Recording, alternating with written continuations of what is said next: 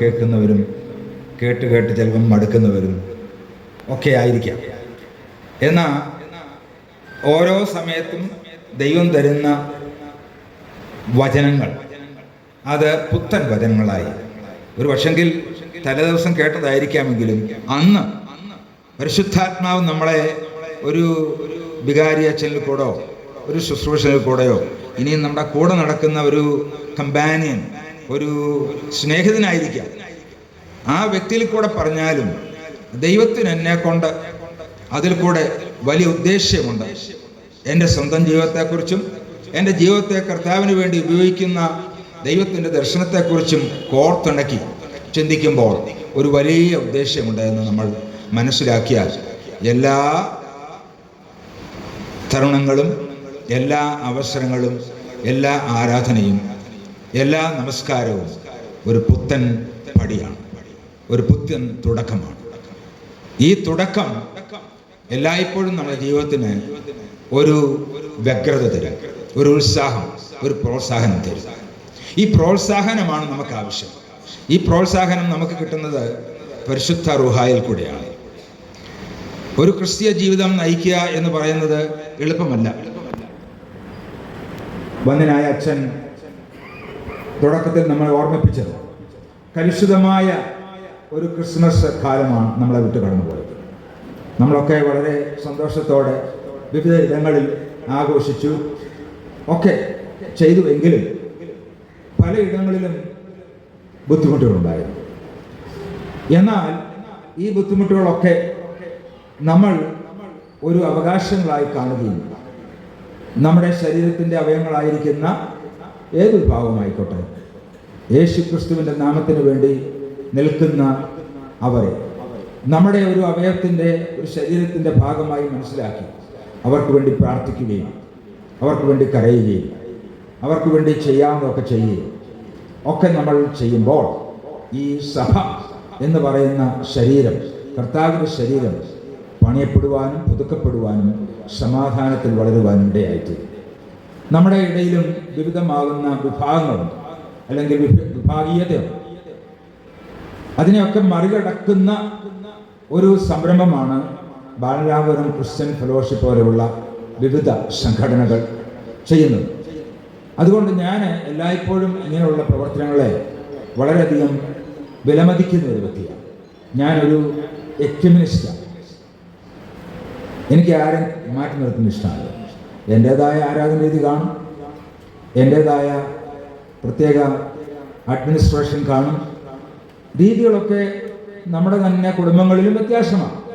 എന്നാൽ നമ്മുടെ കർത്താവായ യേശു ക്രിസ്തു, പരിശുദ്ധ സഭ, കർത്താവാണ് എൻ്റെ തലവൻ, യേശു ക്രിസ്തുവിനെയാണ് നമ്മുടെ രക്ഷകൻ എന്ന് വിശ്വസിക്കുന്നത്.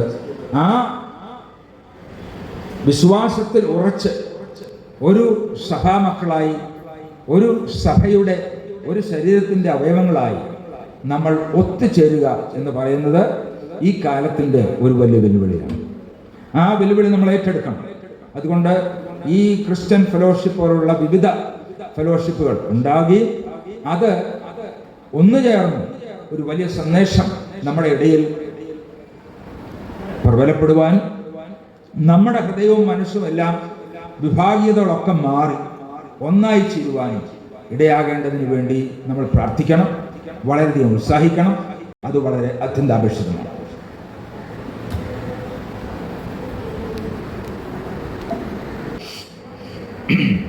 നമുക്കല്ല എന്താ വേണ്ടത്?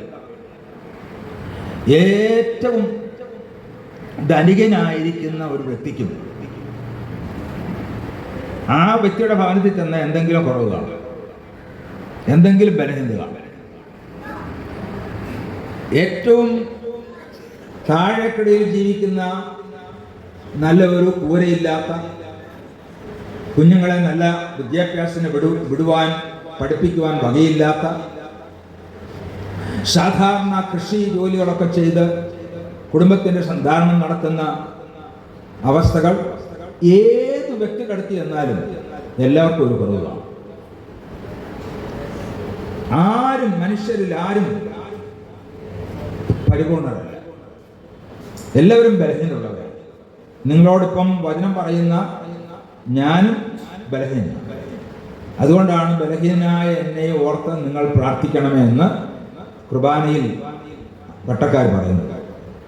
അത് വാസ്തവമാണ്. അതെന്തുമാത്രം അത് ഉൾക്കൊണ്ടിട്ടാണ് പറയുന്നതെന്ന് എനിക്കറിയാം. അപ്പോൾ എല്ലാവരിലും കുറവുണ്ട്, എല്ലാവരിലും ബലഹീനതയുണ്ട്. അപ്പോൾ ഒരു ശരീരത്തിൻ്റെ അവയവമെങ്കിൽ നമ്മൾ എന്താ ചെയ്യേണ്ടത്? ആ കുറവിനെ നമ്മൾ വലുതാക്കുകയല്ല, ഒരു വ്രണത്തെ നമ്മൾ കുത്തി കുത്തി കുത്തി വലുതാക്കിയല്ല.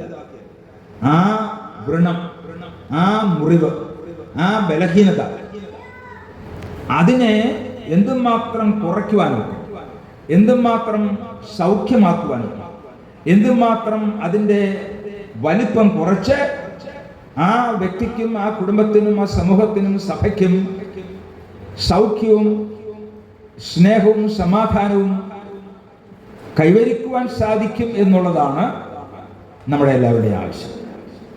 ആ ആവശ്യം നിറവേറ്റുന്നതിന് വേണ്ടിയാണ് യേശു തമ്പുരാൻ ഒരു മനുഷ്യനായി ഭൂമിയിൽ അവതരിച്ചത്.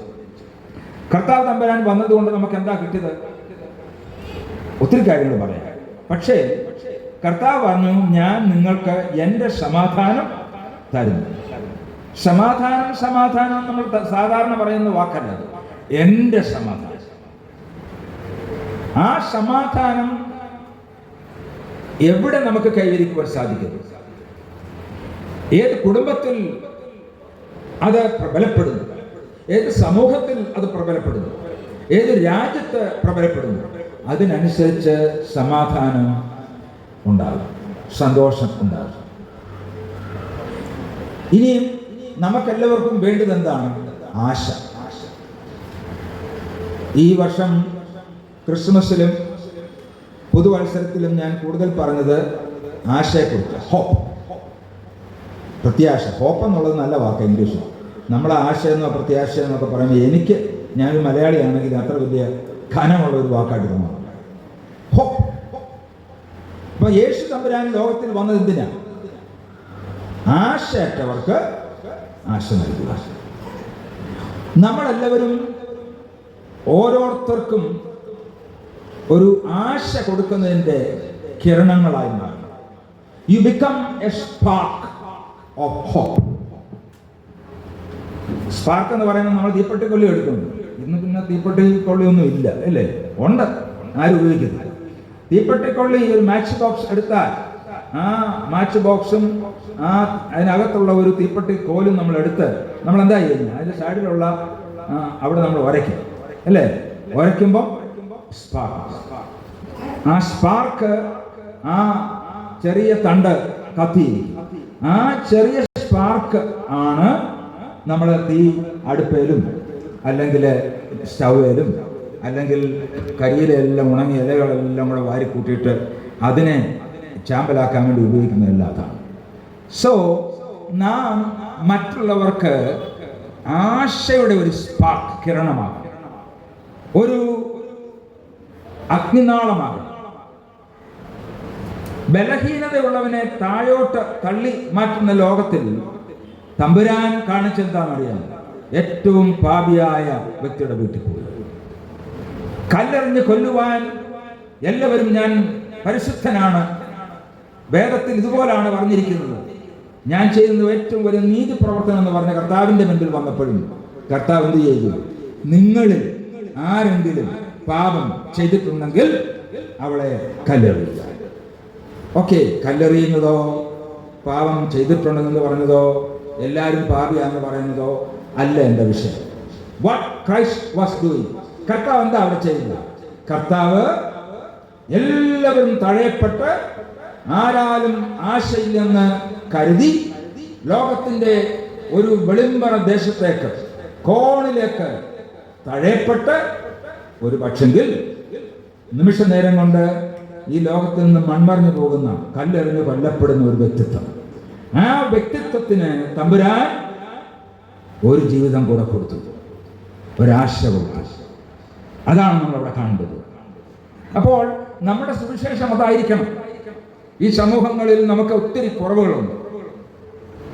ഈ കുറവുകളെ നമ്മൾ വ്രണപ്പെടുത്താതെ, വലുതാക്കാതെ, ആ കുറവുകളെ കുറയ്ക്കുക, ഇല്ലാതാക്കുക, പരിഹരിക്കുക, അതിനെ സുഖപ്പെടുത്തുക. ആ സുഖപ്പെടുത്തുന്നതിന് വേണ്ടിയുള്ള ഔഷധമാണ് ആശ. The medicine for healing. ഇപ്പൊ യേശു തമ്പുരാൻ നമുക്ക് എല്ലാവർക്കും ആശ നൽകണം. സ്വർഗത്തിൽ പോകണമെന്ന് പറയുന്നത് മാത്രമല്ല ആശ, ഇന്നും നാളെ ജീവിച്ചിട്ട് വേണമല്ലോ സ്വർഗത്തിൽ പോകാൻ, അല്ലേ? ഇപ്പൊ നമ്മൾ പാപം ചെയ്യുന്ന എപ്പോഴാണ്? ഇന്നത്തെ അവസ്ഥയില്ല. കട്ടെടുക്കുന്ന എപ്പോഴാണ്? എനിക്ക് ഇന്ന് ഇല്ല എന്ന് തോന്നുമ്പോഴാണ്. അപ്പൊ നമ്മളുടെ ജീവിതത്തിന്റെ കുറവുകളെ എല്ലാം നികത്തുന്ന ക്രിസ്തു, അതിൽ നമുക്ക് കൊടുക്കുവാൻ ഏറ്റവും ഉചിതമായിട്ട് നമ്മുടെ കരങ്ങളിൽ തമ്പുരാൻ തന്നിട്ടുള്ളതാണ് ഹോപ്പ്. ആ ഹോപ്പിന്റെ കിരണങ്ങളായി നമ്മൾ ഈ വർഷം ജീവിക്കാം. ക്രിസ്മസും അതാണ്. ഞാൻ ഞങ്ങളുടെ സഭാ മക്കളോടും ഒക്കെ എപ്പോഴും പറഞ്ഞത് അത് തന്നെയാണ്.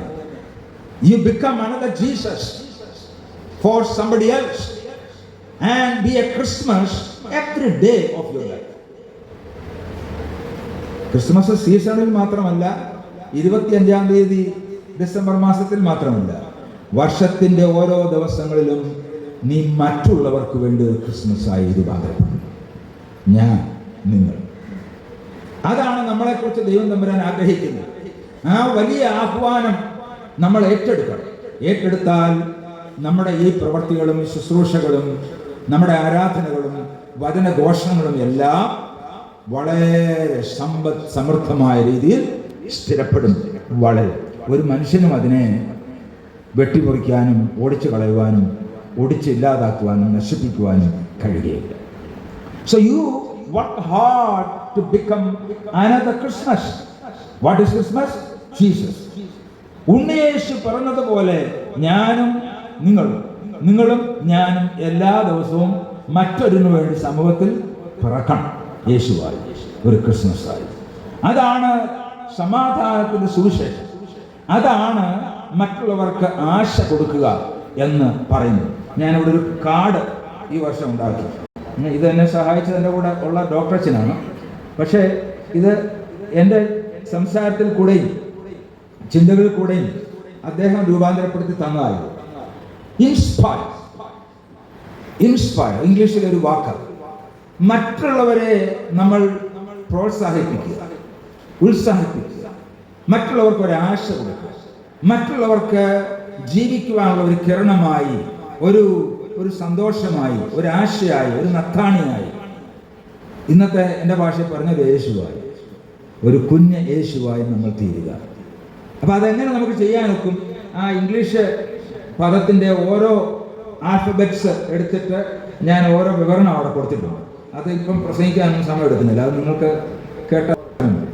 പക്ഷേ ഇത്രയും സംക്ഷിപ്തമായി ചിന്തിച്ചാൽ മറ്റുള്ളവരെ കൈപിടിച്ച് ഉയർത്തുക, ആശയില്ലാത്തവന് വീണ്ടും ആശ കൊടുക്കുക. ഇപ്പം നിങ്ങൾ പറഞ്ഞല്ലോ പഠിക്കുവാൻ ബുദ്ധിമുട്ടുള്ളവരെ സഹായിക്കുന്നു. അത് വലിയ ആശയുടെ ഒരു സഹായഹസ്തമാണ്. ആ കുടുംബത്തിന് വലിയൊരു അത്താണിയാണ്. രോഗിയെ പോയി സന്ദർശിക്കുന്നു. നമുക്ക് പൈസ കൊടുക്കാനില്ലെങ്കിൽ കുഴപ്പമില്ലപ്പാ, but you go and make a small visit to that house. അല്ലെങ്കിൽ ആശുപത്രി പോവുക, ആ വ്യക്തിയെ കാണുക. ഞാൻ ചെയ്യുകയാണെങ്കിൽ ഞാൻ ഒരു കുരിശ് നെറ്റിയിലൊന്ന് വരച്ചിട്ട് ഞാൻ വലിയ പ്രാർത്ഥനയൊന്നും ചിലപ്പോൾ പ്രാർത്ഥിക്കത്തില്ല, മനസ്സിലാക്കിയിട്ട് പ്രാർത്ഥിക്കുന്നു. നമ്മൾ വലിയ കാര്യങ്ങളൊന്നും ചെയ്യേണ്ട ആവശ്യമില്ല, കൊച്ചു കാര്യങ്ങൾ ചെയ്യുക. ഈ കൊച്ചു കാര്യങ്ങൾ വലിയ കാര്യങ്ങളുടെ ഓരോ സ്പാർക്കായി മാറും. അപ്പോൾ നമ്മളെല്ലാവരും അങ്ങനെ ചിന്തിച്ച് പ്രാർത്ഥിച്ച് ഒരുമിച്ച് പ്രവർത്തിക്കുമ്പോൾ ദൈവം തമ്പുരാൻ പറഞ്ഞു, ലോകമെങ്ങും പോയി നിങ്ങൾ സുവിശേഷം അറിയിപ്പി, അത് നിവൃത്തിയാകും. നമ്മളെല്ലാം ഓരോ സുവിശേഷമായി മാറും. നമ്മൾ കർത്താവിൻ്റെ സുവിശേഷ പ്രവൃത്തി എന്നും ചെയ്തുകൊണ്ടേയിരിക്കും. പള്ളി വരുമ്പോഴത്തെ ഒരു കുമ്പസാരവും ഒരു നമസ്കാരവും മാത്രമാകരുത്.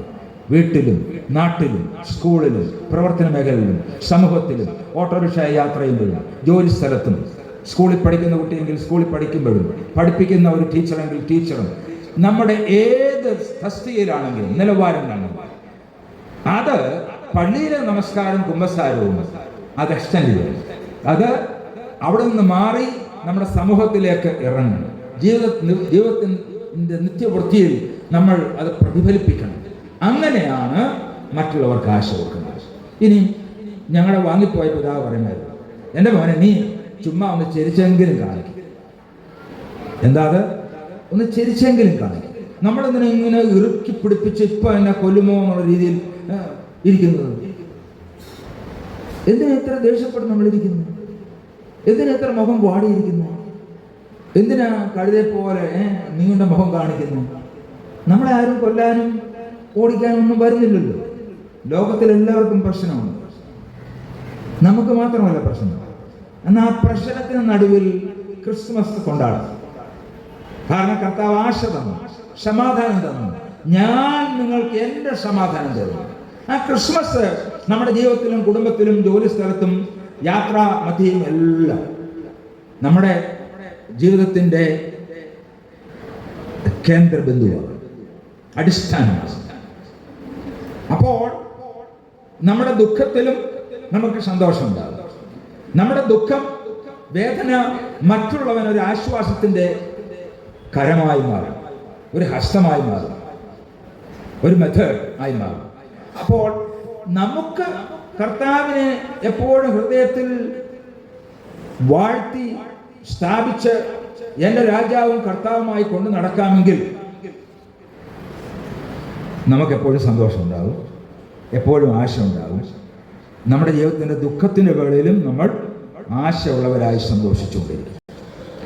ആ സന്തോഷം ഉണ്ടാക്കുന്നവർക്ക് മാത്രമേ മറ്റുള്ളവർക്ക് സന്തോഷം കൊടുക്കുവാൻ സാധിക്കുകയുള്ളൂ. അതുകൊണ്ട് നമ്മുടെ കുമ്പസാരം പള്ളിയിലെ കുമ്പസാരം അച്ഛനോട് പറയുന്നത് മാത്രമാകില്ല. നമ്മുടെ നമസ്കാരം ആ നമസ്കാര സമയത്ത് മാത്രം ഒതുങ്ങുന്നതാകരുത്. ഇത് ഹൃദയത്തിലേക്കെടുത്ത് നമ്മുടെ ജീവിതത്തിൻ്റെ എല്ലാ തുറകളിലും അത് പ്രാവർത്തികമാകണം. അതിൻ്റെ പ്രതിച്ഛായ, പ്രതിഫലനങ്ങൾ നമ്മുടെ സ്വഭാവത്തിലും പ്രവൃത്തിയിലും ഉണ്ടാകണം. അങ്ങനെയാകുമ്പോൾ നമ്മൾ ബന്ധപ്പെടുന്നവർക്കെല്ലാം നമ്മളിൽ കൂടെ സമാധാനം കിട്ടും. നമ്മൾ സന്തോഷത്തിൻ്റെയും സമാധാനത്തിൻ്റെയും പ്രത്യാശയുടെയും ഓരോ കിരണങ്ങളായി മാറും. അങ്ങനെയുള്ള ഒരു പുതുവത്സരം നിങ്ങൾക്ക് ഞാൻ ആശംസിക്കുന്നു. അത് നമുക്ക് നമ്മുടെ ദൈവം തമ്പുരാൻ നൽകി തന്നിട്ടുണ്ട്. അത് നമ്മൾ ഏറ്റെടുക്കുക. അതിനുവേണ്ടി നമ്മളെ തന്നെ സമർപ്പിക്കുക.